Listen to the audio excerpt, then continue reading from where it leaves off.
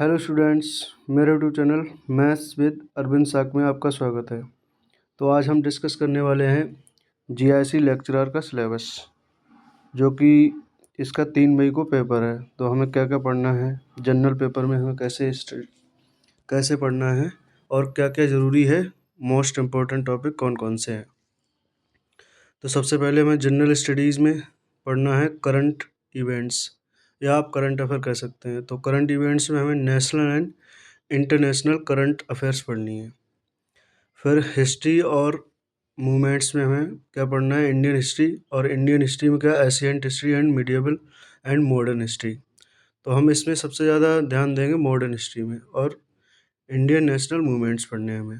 उसके बाद आ जाती है पॉलिटी एंड इकोनॉमी। तो पॉलिटी और इकोनॉमी में हमें Indian polity, constitution and governance and economy पढ़नी है। उसके बाद ज्योग्राफी एंड एनवायरनमेंट।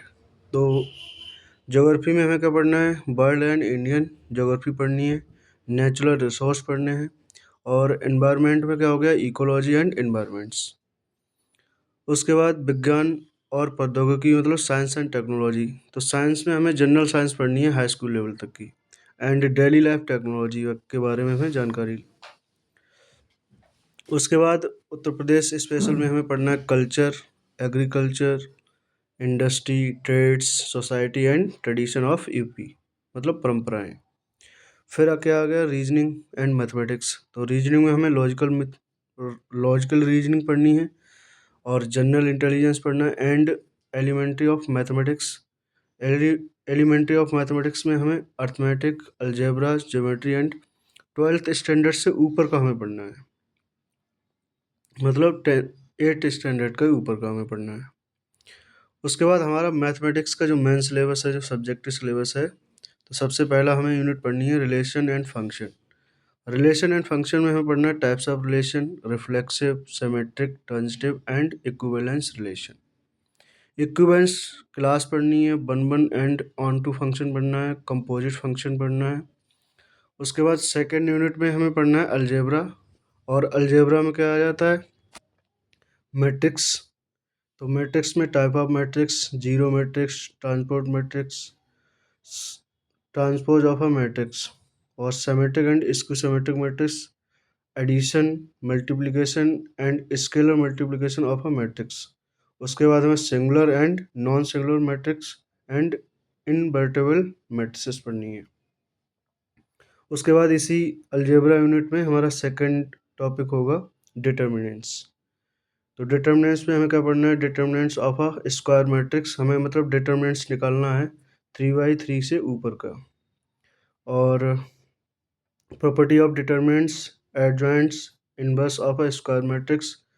फिर consistency and number of solution of system of linear equation by examples, solving system of linear equation in 2 and 3 variable having unique solution. उसके बाद theory of equation.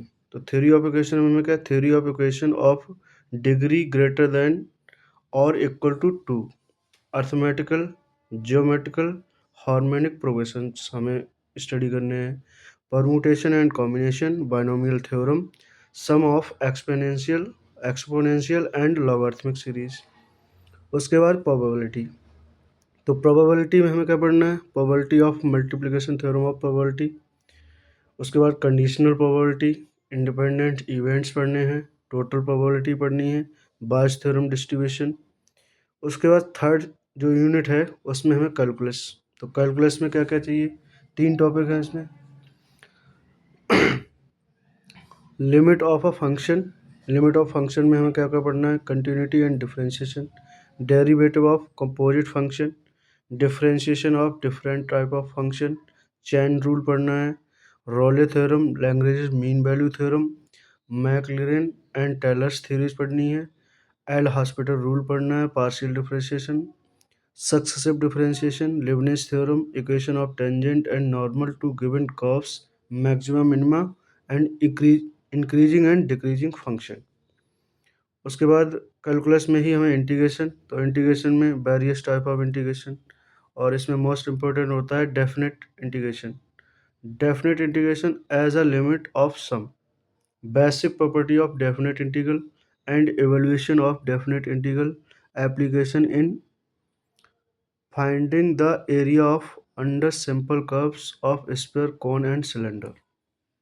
उसके बाद differential equation, ये बहुत most important topic है। तो order and degree of differential equation, formation of differential equation whose solution is given, मतलब हमें सोल्यूशन दिया होगा और हमें फॉर्मेशन करनी होगी डिफरेंशियल इक्वेशन की।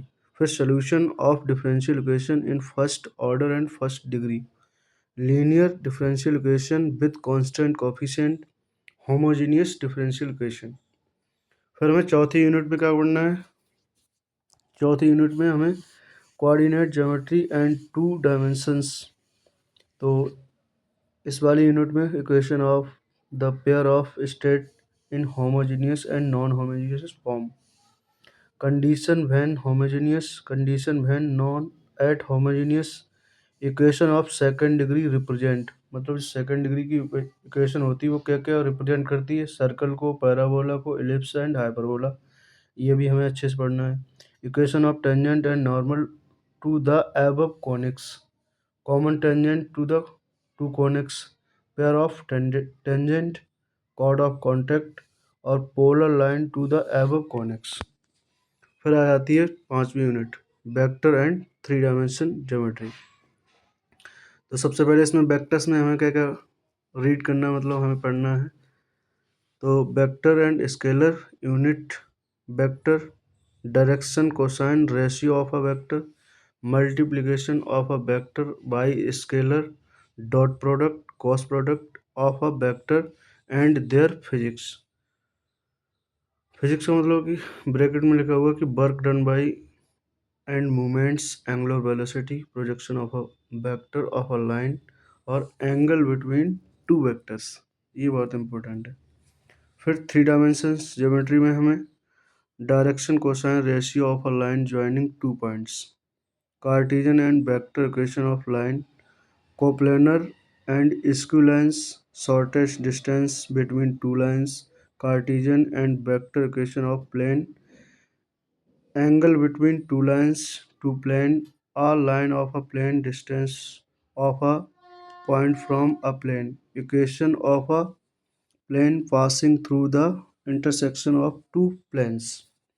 फिर हमें ग्रुप थ्योरी में पढ़ना है। ग्रुप थ्योरी में सबसे specially the group of nth root of unity, group of residue class modulo n and modulo p where p is prime, subgroup homomorphism and isomorphism, property of homomorphism, subgroup generated by subsets, order of element in a group, cyclic group, symmetric group, Assan-Lagrange's theorem, format theorem with the application point of view, normal subgroup, fundamental theorem of homomorphism, endomorphism, automorphism, first isomorphism theorem and second isomorphism theorem, ring and field with the simple examples.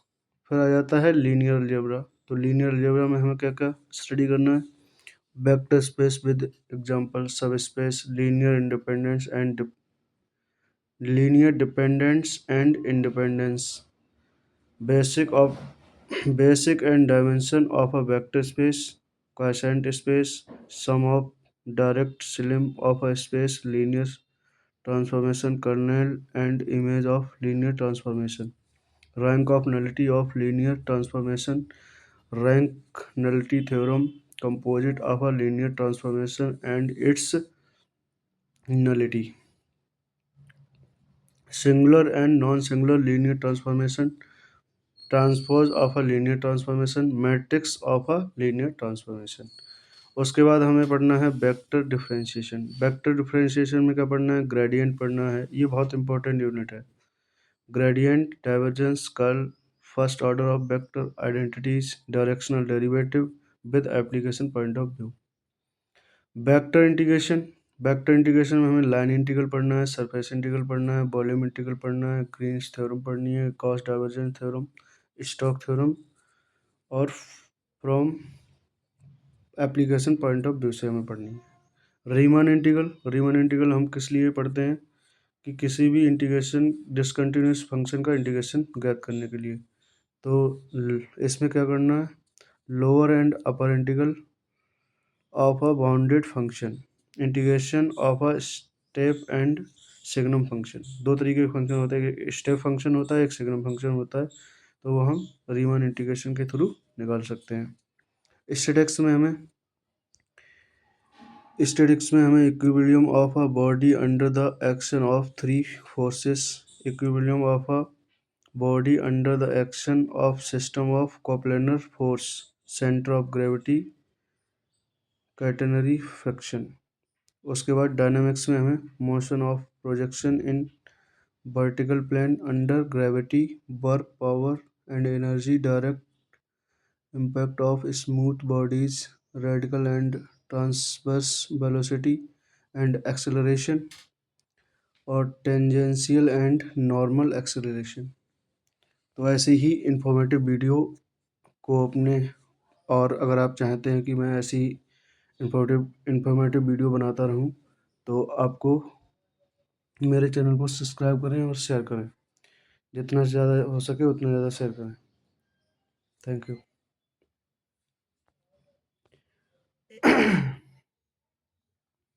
अगर आप ऐसे ही informative video चाहते हैं तो इस channel को subscribe करें, और नए हैं तो बेल आइकन को जरूर दबा लें। अब सही है।